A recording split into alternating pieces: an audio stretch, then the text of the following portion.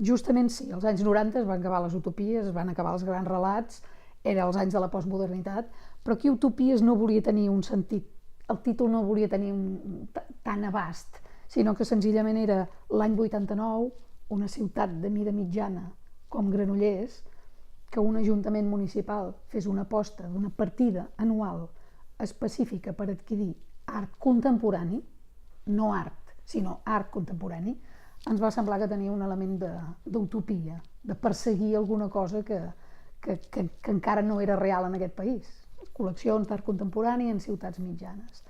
I persistència perquè l'utopia, si no és persistent, no és utopia, i perquè la tasca d'en Manel Clot i del Museu de Granollers, dels tècnics del Museu de Granollers, va ser d'intentar mantenir durant el màxim de temps aquesta aposta municipal per crear una col·lecció d'art contemporani.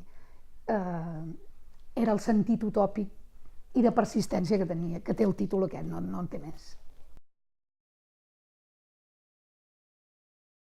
És un reconeixement, més que un homenatge, és un reconeixement a la tasca que va fer Clot, Manel Clot, en relació a l'Ajuntament de Granollers. Va ser quasi 20 anys de col·laboració, va començar l'any 89. De fet, un parell d'anys abans ell ja havia comissariat alguna exposició amb el fons del museu, però la comanda que li fa l'Ajuntament de dir vostè encarreguis d'idear, gestionar i pensar i adquirir art contemporani va començar l'any 89. Amb diferents interrupcions es va mantenir més o menys fins l'any 2007. Per tant, això és quasi 20 anys. És un reconeixement a aquesta tasca.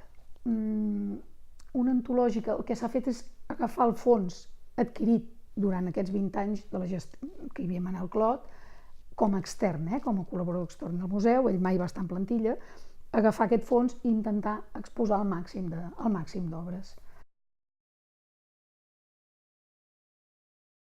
Clar, a veure, ara hauríem de fer un acte de sinceritat i, de fet, la persona que coneix bé la col·lecció d'art contemporani del museu, que va estar col·laborant tots aquests anys amb en Manel Clot, és la Maria Permanyer, que ha estat la tècnica del museu durant una pilera d'anys. De fet, aquesta exposició ha estat el seu comiat en el museu. Llavors, la Maria, això t'ho podria explicar molt millor. Jo el que sé com a persona externa és que a nivell de ciutat i a nivell de museu, l'aposta per l'art contemporani ha acabat donant identitat i estructurant tota la col·lecció d'art del museu. Com a museu petit de ciutat mitjana, doncs allà hi ha des de talles de fusta medievals fins a pintura del 17, del 18, fins a pintura moderna. Doncs jo veig que el reconeixement o la identitat del museu i de la col·lecció ha acabat sent l'art contemporani. Com això s'ha posat, com la ciutat ha estat porosa amb aquesta col·lecció, això t'ho podria explicar molt millor la Maria, però de fet, a partir del moment que la ciutat segueix apostant, suposo que algun tipus de reconeixement hi ha, no, amb això. Té un punt de comiat del treball de la Maria. La Maria ha estat al Museu de Granollers, jo crec que al voltant de 30 anys, 20 dels quals col·laborant amb en Manel, com a extern, com t'he dit, amb una complicitat professional i personal doncs grossa. Jo crec que es van entendre molt bé i la Maria, de fet, és la que